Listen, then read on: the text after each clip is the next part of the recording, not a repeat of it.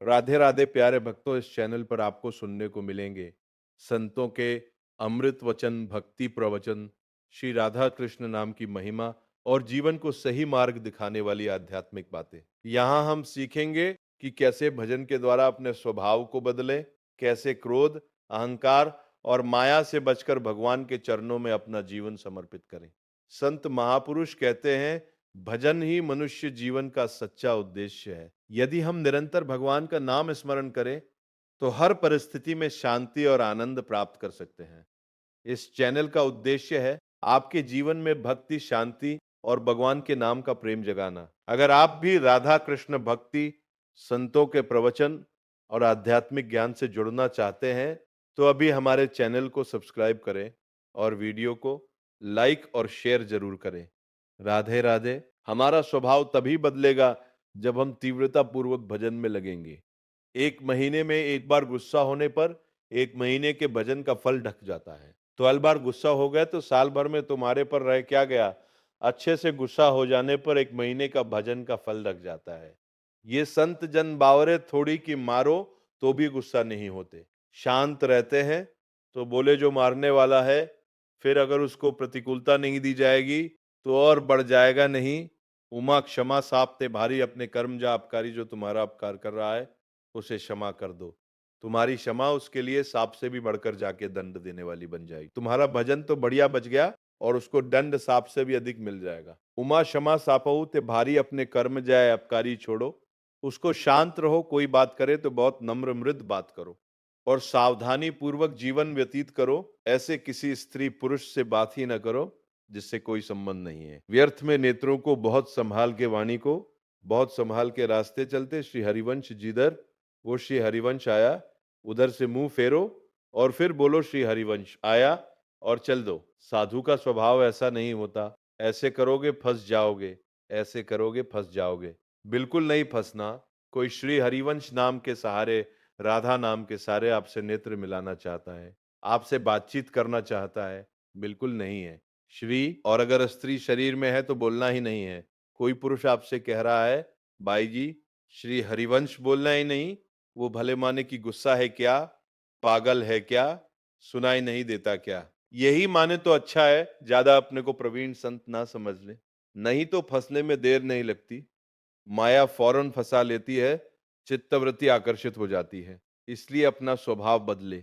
भजन का फल है स्वभाव का बदलना। पूरी चेष्टा करता हूं साधना में, परिस्थिति में सुधार संतोषजनक नहीं आ रही, बड़ी निराशा छा रही है। जो साधक भगवान की कृपा का आश्रय लेके साधना करता है, साधना में संलग्न है, प्रमाद नहीं करता, और ये स्थिति है कि संतोष नहीं हो रहा, बढ़िया बात है। भगवान की कृपा का भरोसा करके साधना में कोई कमी नहीं, पर संतोष नहीं हो रहा, ये बढ़िया बात है। संतोष होना बहुत हानिकारक है।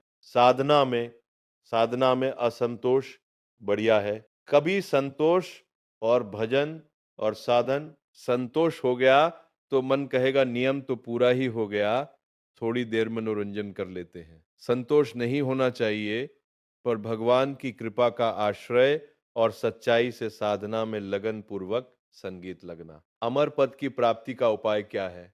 उस मायातीत कालातीत अकाल पुरुष की प्राप्ति का उपाय क्या है? चिंतन अनन्य चिंत माम, भगवान ने कहा, अनन्य चेता सतत योमा स्मृति नित्य सा तस्याम सुलभा। पार्थ में उसके लिए सुलभ हो जाता हूं जो निरंतर मेरा चिंतन करता है। नाम का चिंतन, रूप का चिंतन, गुण का चिंतन, बस चिंतन चलना चाहिए। चिंतन, भगवत चिंतन से अमर पद की प्राप्ति होती है।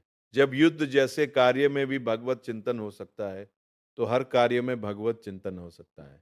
माम युद्ध चे युद्ध जैसे कार्य में भगवान का स्मरण हो सकता है। तो कोई भी कार्य ऐसा नहीं जिसको करते हुए हम भगवत स्मरण ना कर सके। निरंतर भगवत स्मरण ही अमर पद, भगवत प्राप्ति, परम पद के उपाय है। अगर भगवत चिंतन में अंतर पड़ रहा है तो उतना ही अंतर पड़ रहा है अमर पद में। क्या साधना में वेश धारण करना आवश्यक है? ये जरूरी नहीं कि वेश धारण करे तभी परम पद मिलेगा, और ये जरूरी नहीं कि वेश धारण कर लिया तो परम पद मिलेगा। अगर वेश धारण करके भजन नहीं हो रहा, मनमाने आचरण हो रहे हैं तो नरक मिलेगा। और वेश धारण नहीं किए बहुत सही साधना कर रहा है तो उसे भगवत प्राप्ति होगी। वेश का विशेष महत्व नहीं है, महत्व भजन का है। भीतर अगर आपके भजन चल रहा है बाहरी वेश कैसा भी हो तो आपको भगवत प्राप्ति होगी। बाहरी भेष साधु का, भीतर संसार का चिंतन, मान प्रतिष्ठा, रुपया पैसा, तो फिर भगवत प्राप्ति नहीं, नरक की प्राप्ति होगी। वेश आचार्य परंपरा से है। अगर वेश है और उद्देश्य है तो सोने पर सुगंध है, फिर क्या कहना है। मम भक्ति भम पुनः तो तीनों लोकों को पावन करने वाला है। लेकिन केवल वेश है, उद्देश्य भगवत प्राप्ति नहीं, भजन नहीं, इधर उधर भंडारा खाते, डोलना, रुपया पैसा समेटना, मान प्रतिष्ठा, ये लोक व्यवहार, हंसी मजाक, तो सांसारिक जीवन व्यतीत करने से कोई वेश थोड़ी भगवत प्राप्ति करा देगा। इसलिए वेश का विशेष महत्व नहीं है, भजन का विशेष महत्व है, उद्देश्य का विशेष महत्व है। वेश रखकर तो विशेष सावधान रहना चाहिए कि भगवान ने इतनी कृपा की मुझे विरक्त वेश दे दिया, अब मेरे से गलती ना हो, अब मैं भगवत प्राप्ति इसी जन्म में कर लूं। सोते हुए जप कैसे होता है? जब कहा जाता है 24 घंटे जप करो, तो सोने में तो 6 घंटे जाते हैं, तो 6 घंटे तो जप नहीं होता। नहीं, जब हम निद्रा में जा रहे हो और भजन करते हुए सो गए, तो हमारा जितना सोने में समय जाएगा वो सब भजन माना जाएगा। जैसे मरते समय नाम ले लिया तो पूरे जीवन क्या किया, परिणाम नहीं देखा जाएगा, आपको भगवत प्राप्ति होगी। ऐसे सोते समय नाम जप करते हुए सो गए तो 6 घंटे, 7 घंटे, 5 घंटे, 4 घंटे जो सोए वो भजन का फल मिलेगा। इसलिए सोते समय बहुत होश में होना चाहिए। सब बातें हटा के नाम में एकदम डूबते हुए फिर नींद में चले गए।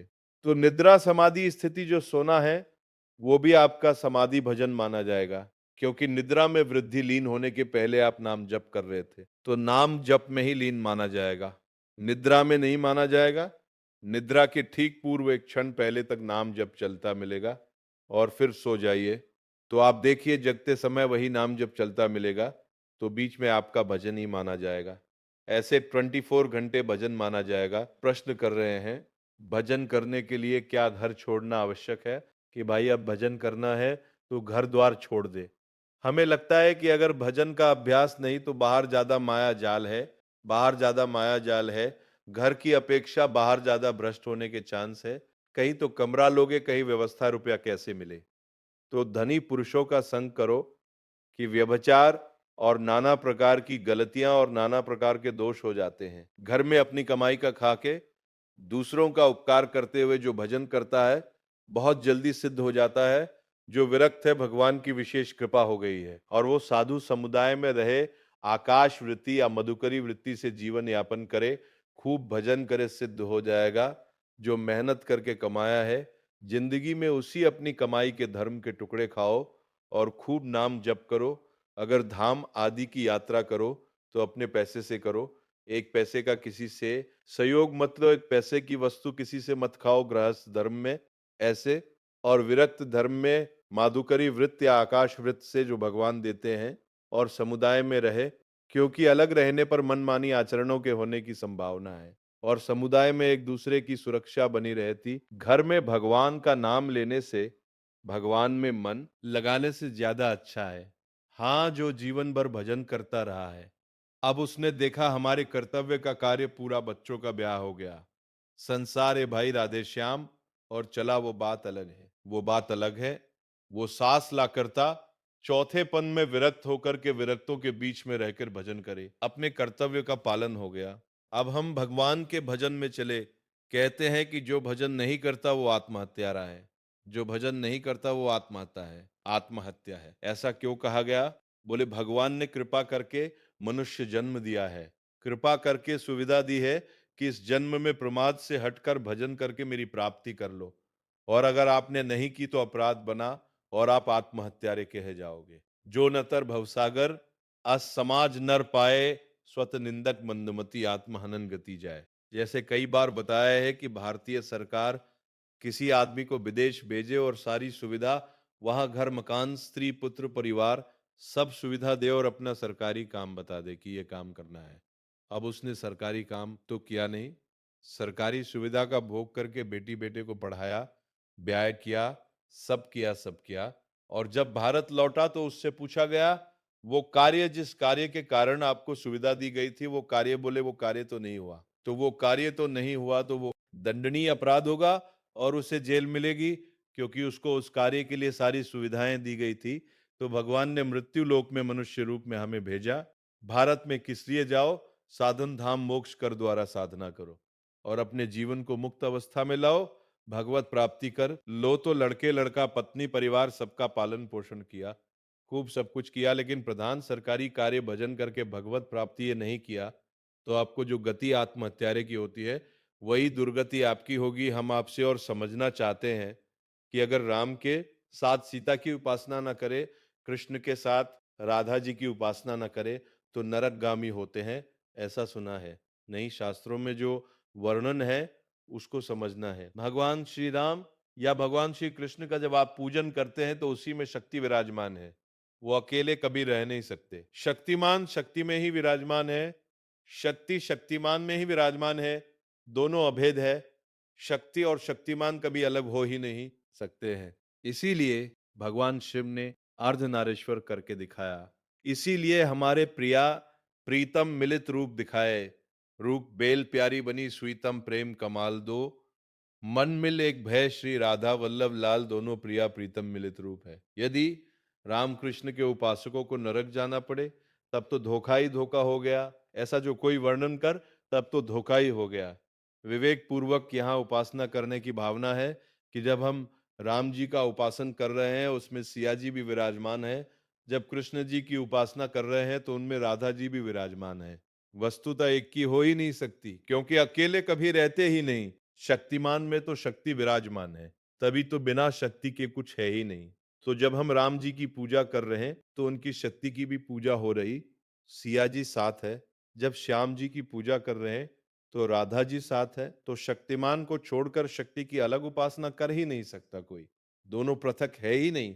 दोनों पृथक दिखते हुए भी अभिन्न है। जैसे श्री हरिवंश सुरीत सुनाऊं, श्यामा श्याम एक संग छिन कब अंतर हुई प्राण सु, एक देह है दो ही प्राण सु, एक देह है दो, देह दो है और प्राण एक है, मन एक है, रुचि एक है, स्वभाव एक है, वैश्य एक है।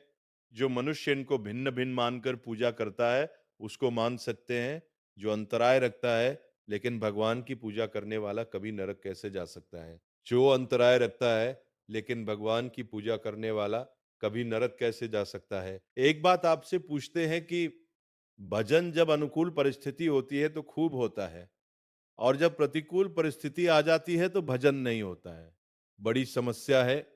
भजन अमुक परिस्थिति में होता है, वो भजन ही क्या है? भजन का अभ्यास परिस्थिति से नहीं, परिस्थिति से ऊपर उठ के हर परिस्थिति में भजन बड़ी कृपा है। भूखे रहकर भजन खा के भजन, सर्दी में भजन, ओढ़ के भजन, गर्मी में भजन, एसी में भजन, हर परिस्थिति में भजन हमारा होना चाहिए। ये देख लो, आहा राधा राधा राधा। और जब गर्मी पड़े हो, वो बड़ी गर्मी है, ऐसा नहीं गर्मी है तो राधा राधा और ऐसी है तो राधा राधा। भूखे हैं तो राधा राधा। वो भजन ही क्या जो परिस्थिति मिली, भजन हो गए। और भूखे हैं तो भोजन का चिंतन हो रहा है, नहीं रख अपने को कसना चाहिए। एक आध दिन भूखे रखकर भजन करना चाहिए कि देखें हमारा भूख में भजन होता है कि नहीं। पंखा बंद कर देना चाहिए, अपने कमरे का 2-4 घंटे टेस्ट लेना चाहिए कि शरीर का कि गर्मी में ऐसे ताप में हम कैसे रह सकते हैं। कई वर्षों इनका आनंद लिया गया है, तो वर्षों हित धाम की छोटी कुटिया तक असुविधा ही असुविधा जीवन में रही।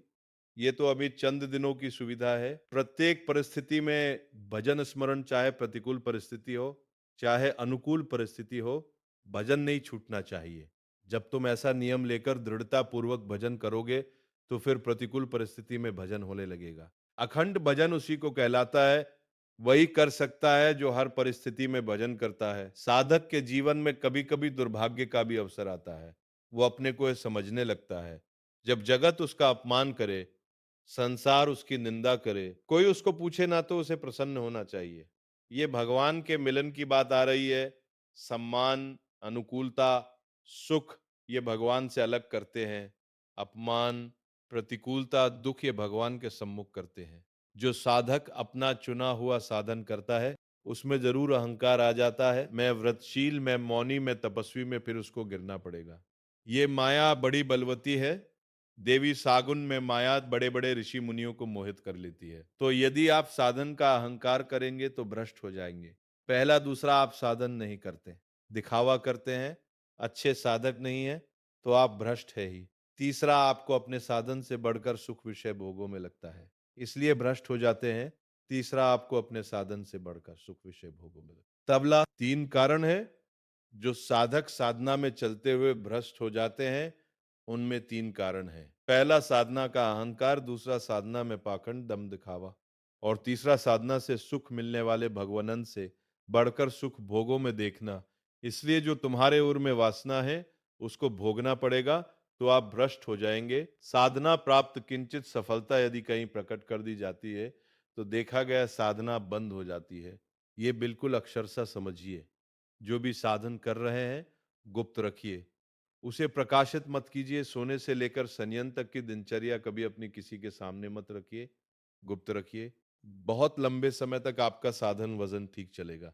और यदि आपने अपनी साधना व्यक्त कर दी, 2-4 लोग बैठे हैं उनसे कि आप क्या समझते हो, मैं 1 o'clock बजे रात्रि उठता हूं, ऐसा ऐसा करता हूं, ऐसा ऐसा कर, वो बंद हो जाएगा, उठना बंद हो जाएगा, वो दिनचर्या बंद हो जाएगी। स्पष्ट लिखा हुआ है। तो इसमें लिखा है कि दूसरों को बताने के समय हमारे चित्त में अहंकार होता है।